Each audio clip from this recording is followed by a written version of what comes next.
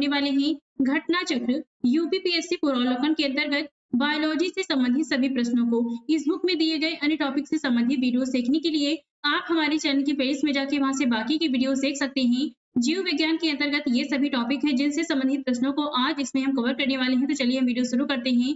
सबसे पहले देखते हैं विज्ञान की उप शाखाओं से संबंधित प्रश्न। पहला है जंतु विज्ञान, जूलॉजी अध्ययन करता है जीवित व मृत जानवरों दोनों का।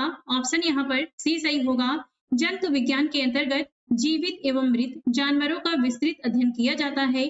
जंतु विज्ञान जीव विज्ञान बायोलॉजी की एक प्रमुख शाखा है जिसके जनक फादर अरस्तु माने जाते हैं।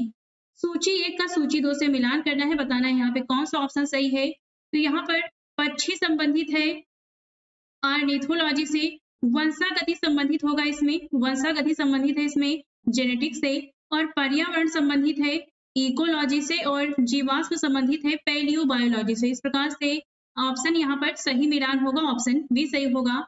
पक्षी संबंधित है ऑर्निथोलॉजी से, वंशागति जेनेटिक्स से, पर्यावरण इकोलॉजी और जीवाश्म पैलियोबायोलॉजी से संबंधित है।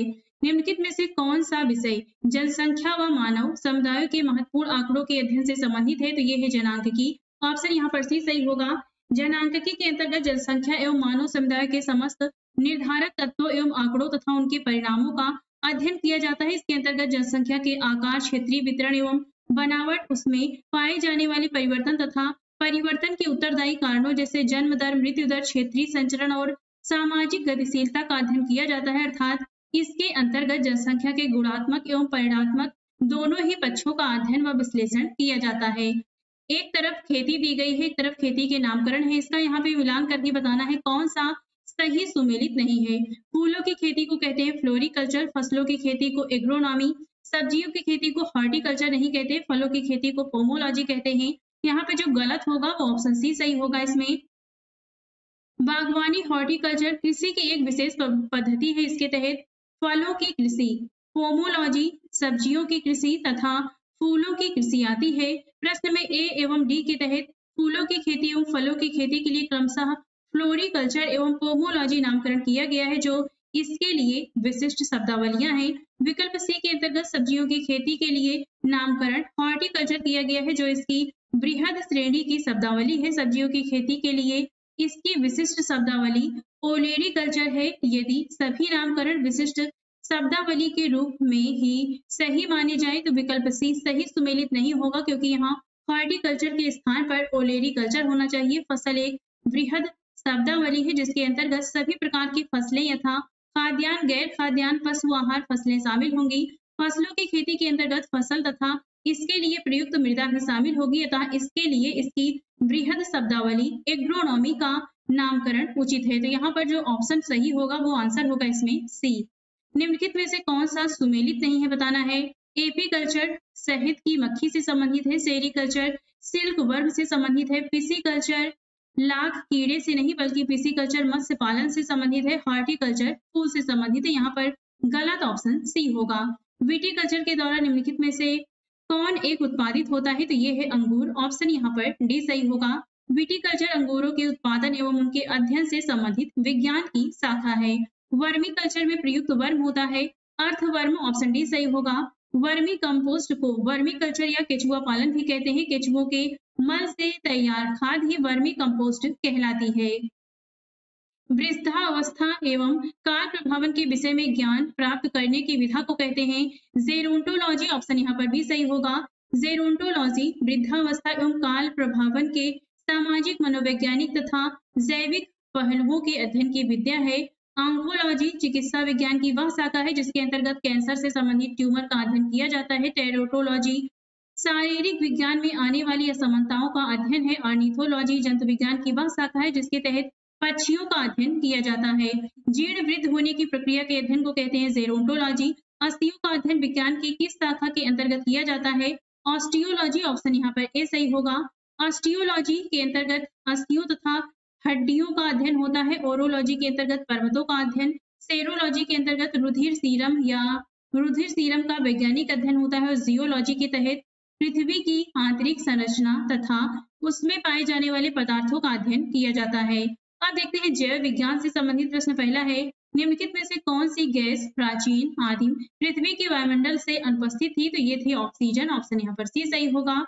प्रश्नगत विकल्पों में प्राचीन आदिम पृथ्वी के वायुमंडल में ऑक्सीजन गैस नगण्य या अनुपस्थित थी, जबकि मीथेन, अमोनिया, कार्बन डाइऑक्साइड आदि गैसें उपस्थित थी। पृथ्वी पर सबसे पुराना जीव कौन सा है? नील हरित शैवाल। ऑप्शन यहाँ पर ए सही होगा। पृथ्वी पर सबसे पुराना जीव नील हरित शैवाल है। ये ऐसे प्रथम जीव है जिन्होंने सूर्य के प्रकाश एवं जल के प्रयोग से भोजन का निर्माण करना प्रारंभ किया। इस प्रक्रिया से उत्पन्न हुई ऑक्सीजन गैस वायुमंडल में फैलने लगी, जो अन्य जीवों के विकास में सहायक हुई। विकास के उत्परिवर्तन सिद्धांत का प्रतिपादन किया था, तो ये किया था ह्यूगो डी व्रीज ने। ऑप्शन यहाँ पर डी सही होगा। विकास के उत्परिवर्तन सिद्धांत को हॉलैंड के पादप शास्त्री ह्यूगो डी व्रीज ने दिया। इनके अनुसार कई जाति की उत्पत्ति अचानक एक ही बार में होने वाली स्पष्ट तथा स्थायी वंशागत बड़ी विभिन्नताओं उत्परिवर्तनों के कारण होती है। जाति का पहला सदस्य जिसमें उत्परिवर्तित लक्षण दिखाई देता है उत्परिवर्ती कहलाता है। इन्होंने अपना प्रयोग सांध्य प्रिमरोज पर किया था। डायनासोर थे, तो ये मेसोजोइक सरीसृप थे। ऑप्शन यहाँ पर डी सही होगा।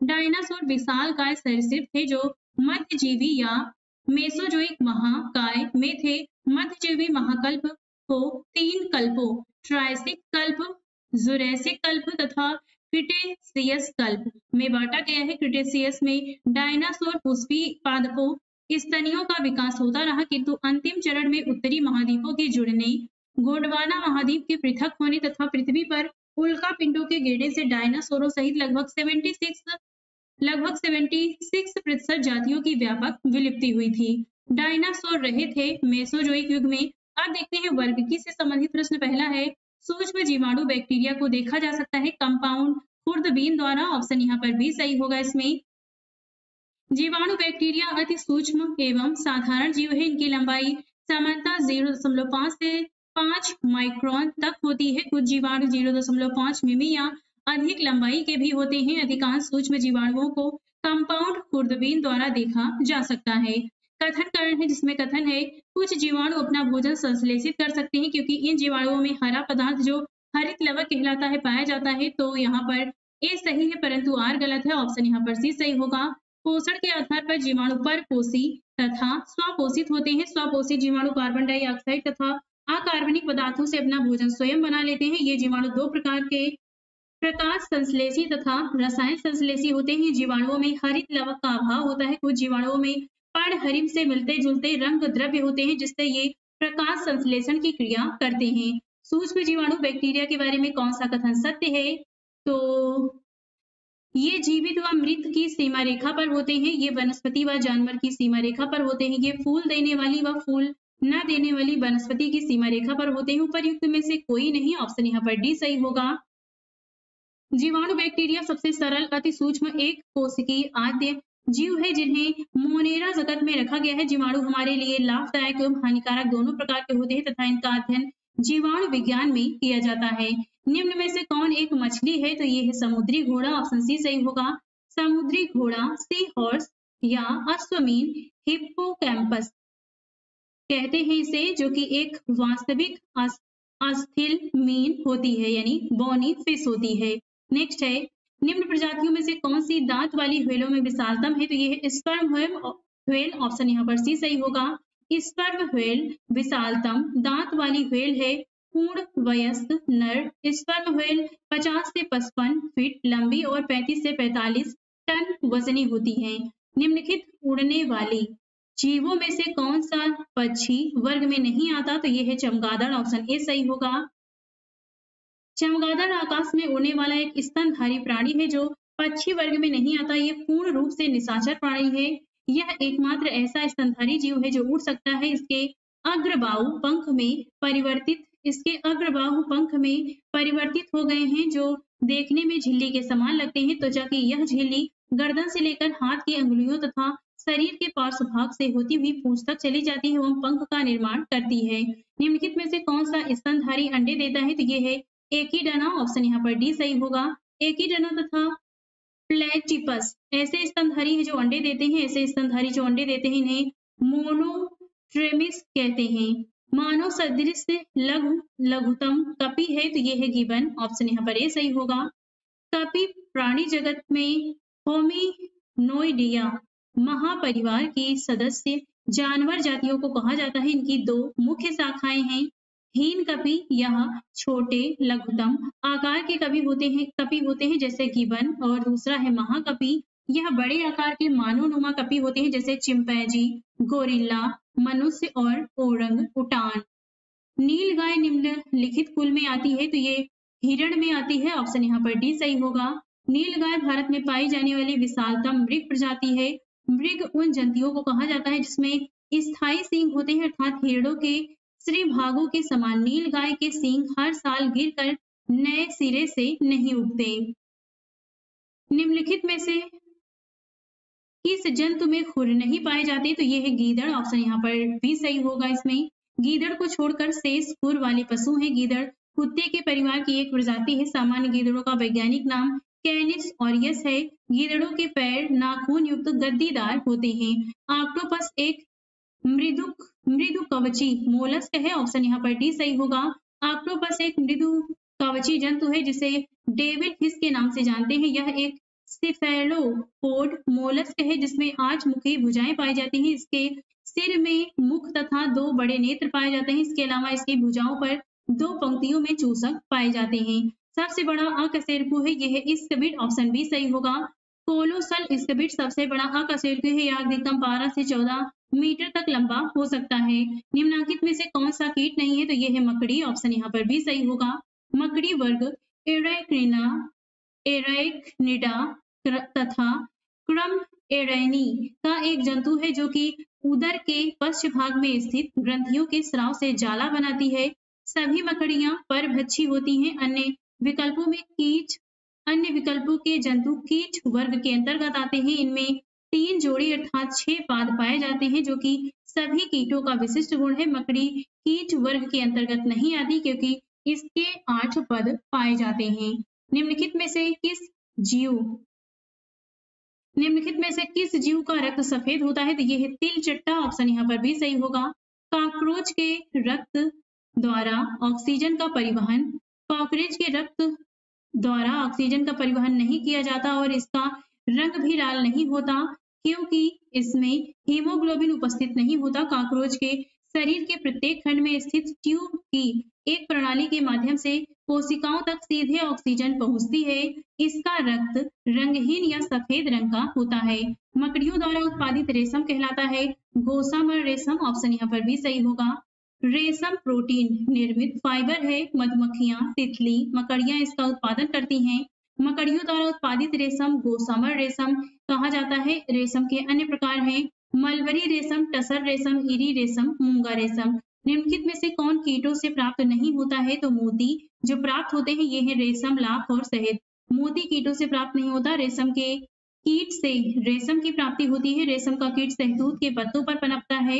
लाख कैरिया लैक्का एवं लेसिफर लैक्का नामक कीट द्वारा प्राप्त होता है। मधुमक्खियां सामाजिक कीट है जो फूलों के मकरंद इकट्ठा कर शहद का निर्माण करती है। मोती वस्तुतः मोलस्का संघ के जीव पिंकटेडा या पर्ल ओयस्टर द्वारा प्राप्त किया जाता है।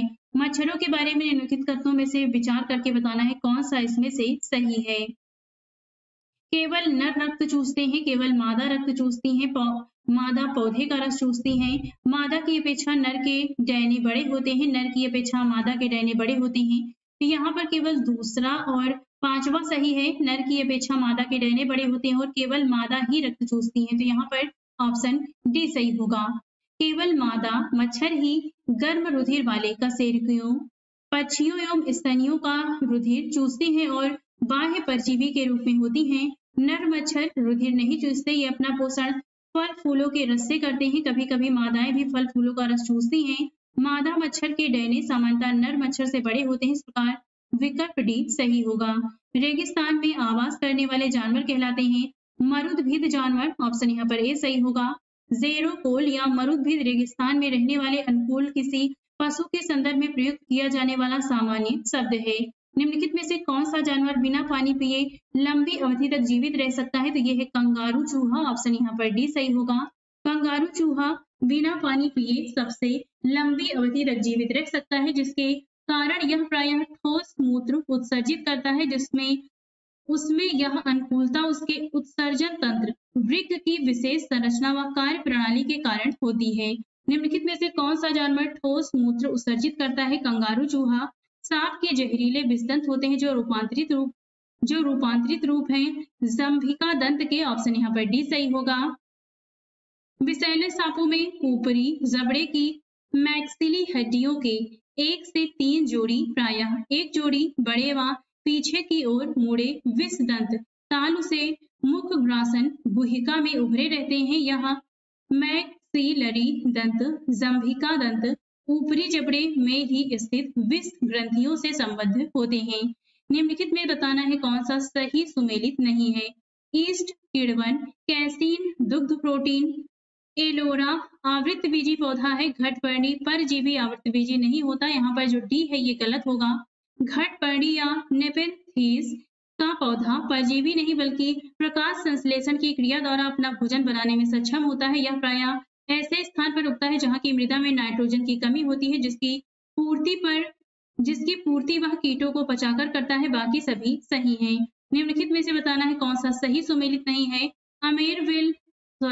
अमरवेल तना परजीवी है। चंदन जड़ परजीवी है। ऑर्किड अधिपादप एपीफाइड है। घटपर्णी जलोद्भिद नहीं है, यहाँ पर जो डी है ये गलत होगा। घटपर्णी नेपेंथिस कुल का कीटभक्षी पौधा है। ये पौधे मुख्यतः शाख होते हैं और दलदली या अधिक नम स्थानों पर उगते हैं। जलोद्भिद से आशय अंशतः अथवा पूर्णतः जल निमग्न पौधे से है। इस प्रकार के पादप जलीय पर्यावरण में रहने एवं विकसित होने के लिए अनुकूलित होते हैं। चंदन आंशिक मूल परजीवी, अमरवेल तना परजीवी तथा ऑर्किड अधिपादप एपीफाइट होता है। निम्नलिखित में से कौन एक कीटभक्षी पौधा है? तो ये है नेपेंथिस। ऑप्शन यहाँ पर डी सही होगा। निक्टेंथिस एक पुष्पी पौधा है। नीलुम्बो एक जलीय पौधा है। एकोटियाना एक साकी पौधा है और नेपेंथिस एक मांसाहारी कीटभक्षी पौधा है। नेपेंथिस खासियाना घटपर्णी नामक दुर्लभ एवं आपाती पौधा पाया जाता है मेघालय में। ऑप्शन यहाँ पर सी सही होगा। नेपेंथिस खासियाना घटपर्णी भारत के मेघालय राज्य के गारो खासी एवं जयंतिया पहाड़ी क्षेत्र में पाया जाता है। फलों का वह प्रकार जिसमें लीची को रखा जा सकता है वह है ड्रूप। ऑप्शन यहाँ पर ए सही होगा। लीची एक उष्णकटिबंधीय फल है। यह सोपबेरी परिवार का सदस्य है। यह एक प्रकार का ड्रूप है। ड्रूप ऐसे फल को कहते हैं जिसके बाहरी छिलके और गूदे के अंदर एक सख्त गुठली हो।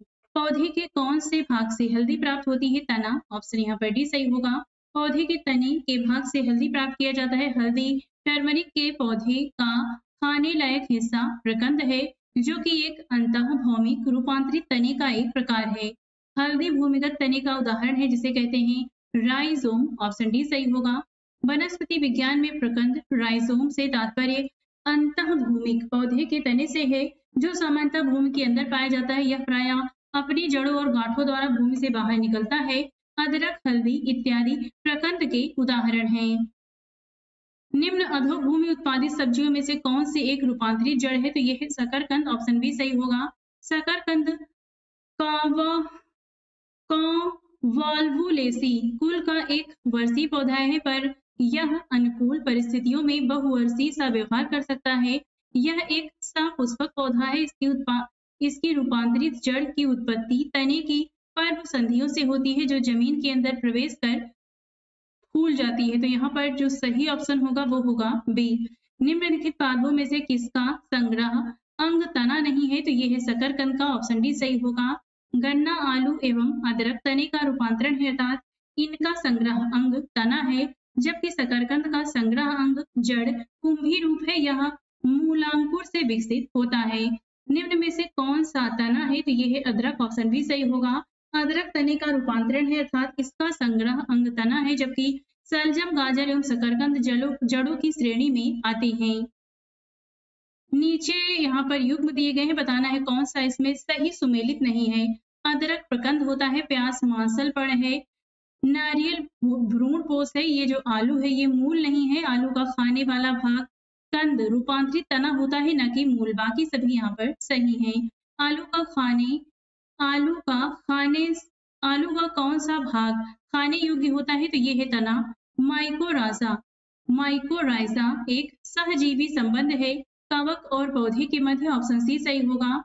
कवक मूल या माइकोराइजा कवकों तथा उच्चतर पादपों की जड़ों के मध्य उपयोगी प्रकार्यक साहचर्य है, जिससे वे एक दूसरे से लाभान्वित होते रहते हैं। इसमें कवक फंगस मृदा से खनिज लवण तथा जल को सोखकर उच्च स्तरीय पादपों को पहुंचाता है, जबकि उच्च स्तरीय पौधा बदले में भोज्य पदार्थ तैयार कर कवक को उपलब्ध कराता है। लौंग है तो बंद कलियां। ऑप्शन यहाँ पर सी सही होगा। लौंग बंद कलियां या पुष्प कलिका है, जिनका उपयोग मसालों, औषधियों, भोज्य पदार्थ इत्यादि में किया जाता है। लौंग के पौधे का वनस्पतिक नाम साइजियम एरोमेटिकम है, जो कि कुल मिर्टेसी के अंतर्गत आता है। निम्नलिखित में से कौन सी एक पुष्प कलिका होती है? लौंग। लौंग है सूखे फूल होते हैं। निम्नलिखित में से बताना है कौन सा एक सही सुमेलित नहीं है? अदरक राइजोम होता है, केसर बीज नहीं होता है, अफीम अफीम की डूडी होता है और सन तना होता है। केसर एक मसाला है जिसे सैफ्रॉन क्रोकस के पुष्प वर्तिका तथा वर्तिकाग्र से प्राप्त किया जाता है। तो यहाँ पर भी गलत होगा। इस पौधे का वनस्पतिक नाम क्रोकस सैटाइवस है, जो कि इरिडेसी कुल के अंतर्गत आता है। केसर क्रोकस सैटाइवस फूल के स्तरी भाग से प्राप्त किया जाता है, जो बीज बनाने वाला भाग होता है। केसर होता है सूखा मिश्रण फूल के बीज बनाने वाले भागों का। लहसुन की अभिलाक्षणिक गंध का कारण है सल्फर यौगिक। ऑप्शन बी सही होगा। लहसुन की अभिलाक्षणिक गंध का कारण गंधक यौगिक है। इसके अलावा प्याज, सरसों के तेल आदि में भी सल्फर पाया जाता है। प्याजों के छिलके उतारने पर आंसू आते हैं, क्योंकि प्याज निष्कासित करते हैं सल्फेनिक अम्ल। ऑप्शन बी सही होगा।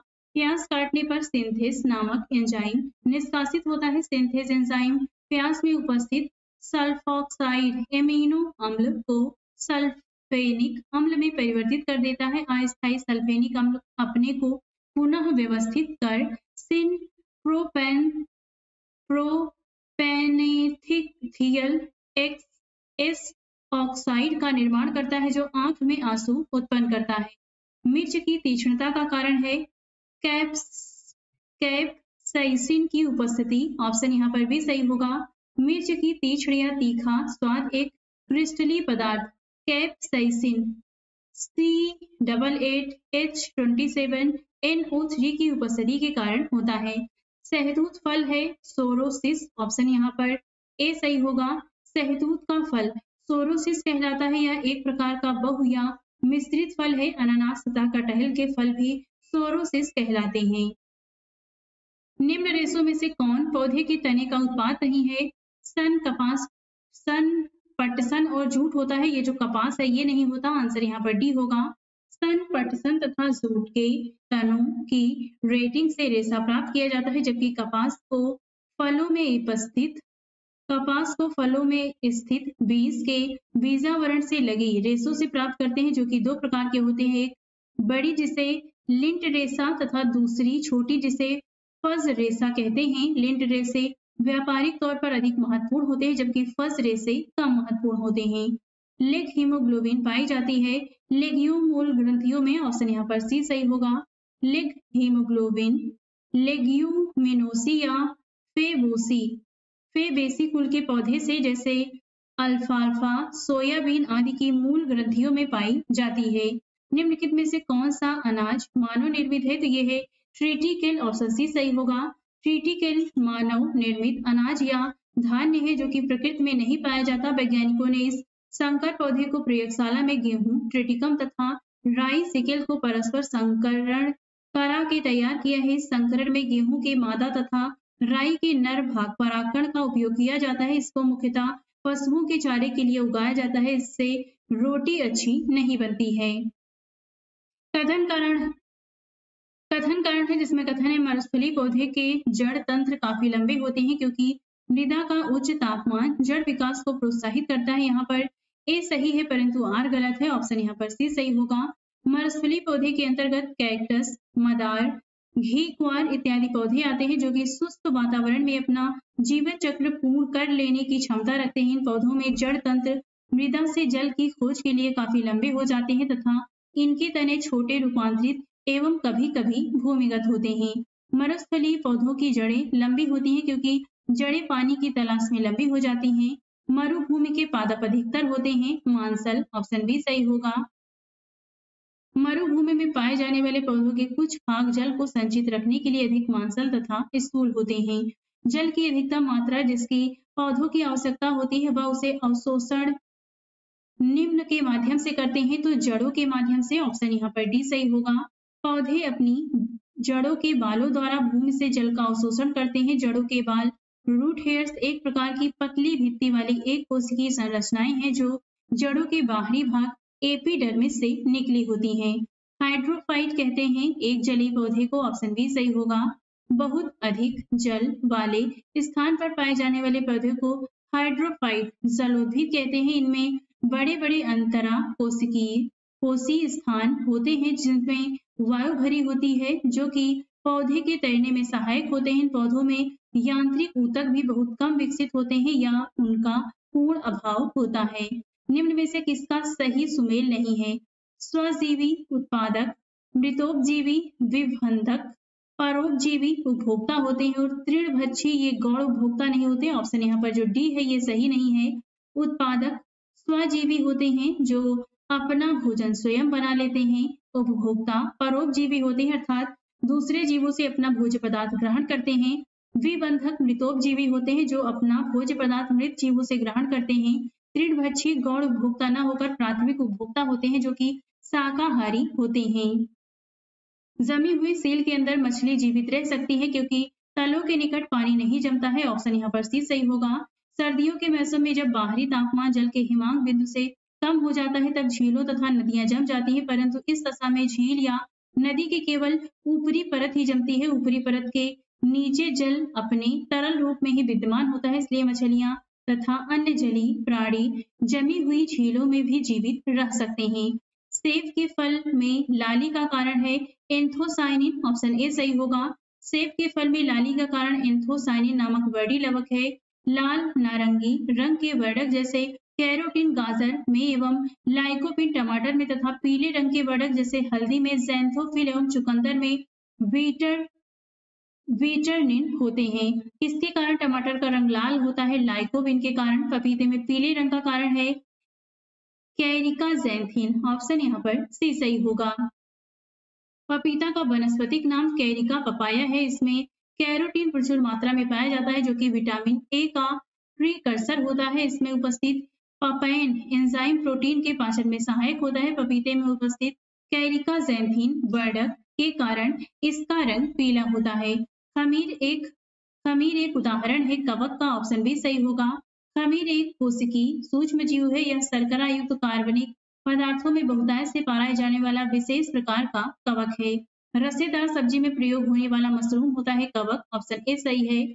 मशरूम फफूंद अर्थात कवक होते हैं। ये पर्णहरिम रहित तथा संवहन ऊतक रहित होते हैं जो कि भोजन के लिए दूसरे पर निर्भर रहते हैं। मशरूम बेसिडियो माइसेटिस कुल का एक सदस्य है। कपास का प्रमुख घटक होता है सेल्यूलोज, ऑप्शन सी सही होगा। कपास का प्रमुख रासायनिक घटक सेल्यूलोज है जिसकी मात्रा 91 से 94% होती है। इसमें जल लगभग 6 से 8% तथा सूक्ष्म मात्रा में वसा, प्रोटीन, प्रोटोप्लाज्म, खनिज लवण इत्यादि पाए जाते हैं। नोस्कापिन किससे प्राप्त होता है? पोस्ता पॉपी से, ऑप्शन ए सही होगा। चिकित्सीय दृष्टि से महत्वपूर्ण नोस्कापिन पोस्ता से प्राप्त होता है। हेरोइन प्राप्त होती है अफीम पोस्ता से, ऑप्शन बी सही होगा। हेरोइन अफीम पोस्ता से प्राप्त की जाती है। यह सफेद रंग का पाउडर है जो अफीम पोस्ता से प्राप्त मॉर्फिन के संश्लेषण से बनाया जाता है। अफीम प्राप्त किया जाता है बिना पके फल के लेटेक्स से, ऑप्शन सी सही होगा। अफीम के पौधे के दूध को सुखाकर बनाया गया पदार्थ है।